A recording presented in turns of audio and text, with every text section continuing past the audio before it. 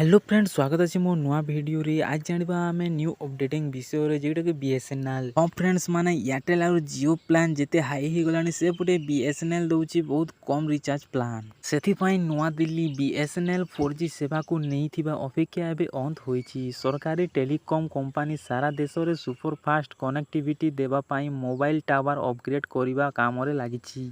Company खूब शीघ्र एका संगरे सारा देश रे 4G सेवा आरंभ करने को जाउची। केवल एतिकी नुहे घरोई टेलीकॉम कंपनी को टक्कर देबा पाई BSNL 5G टेक्सटी आरंभ कर देइची। कंपनी यूजर को 5G सिम कार्ड मध्य उपलब्ध कराइबारे लागिची। BSNL निजर ऑफिशियल सोशल मीडिया अकाउंट रो सूचना देई कहिची जे 15,000 रु अधिक 4G मोबाइल साइट काम शेष करा जाइछि। कंपनी निज पोस्ट रे कहिछि जे आम्भी निर्भर भारत इनिशिएटिव अधीन रे एही साइट गुडी को तैयारी करा जाइछि जहां सारा भारत रे सिमलेस कनेक्टिविटी उपलब्ध कराइबो। BSNL 4G सेवा रे सबुठु गुरुत्वपूर्ण कथा एहा जे एथिरे संपूर्ण रूपे स्वदेशी प्रजुक्ति व्यवहार करा जाइछि। एही मोबाइल टावर भारत रे निर्मित उपकरण व्यवहार करा जाइछि। BSNL 4G सेवा लॉन्च करिबो सब 5G टेस्टिंग मध्य आरंभ करिछि। किछि दिन पूर्वे केंद्र दूरसंचार मंत्री ज्योतिरादित्य सिंधिया स्वदेशी टेक्नोलॉजी आधारित